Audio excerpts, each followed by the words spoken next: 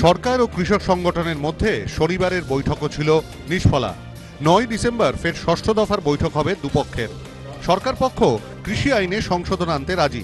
গত বৈঠকে লিখিত প্রতিশ্রুতিও দিয়েছিল সরকার, কিন্তু কৃষক সংগঠন তাদের দাবিতে অনড়।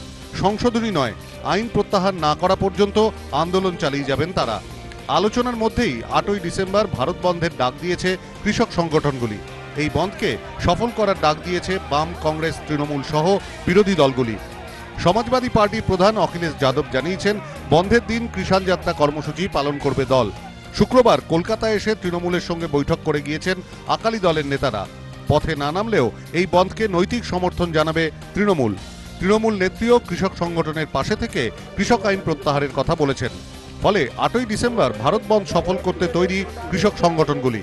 ৯ ডিসেম্বর রাষ্ট্রপতির কাছে দরবার করতে যাবে এনসিপি, সিপিএম ও ডিএমকে। কৃষক আন্দোলনে ১১ দিন ধরে অবরুদ্ধ রাজধানী। কৃষক সংগঠনের হুঁশিয়ারি, রাস্তা অবরোধ প্রথম পদক্ষেপ মাত্র। তাদের দাবি না মানলে আগামী দিনে দিল্লিতে দুধ, ফল, সবজি সহ নিত্য প্রয়োজনীয় জিনিসের যোগানও বন্ধ করে দেবেন তারা। News time.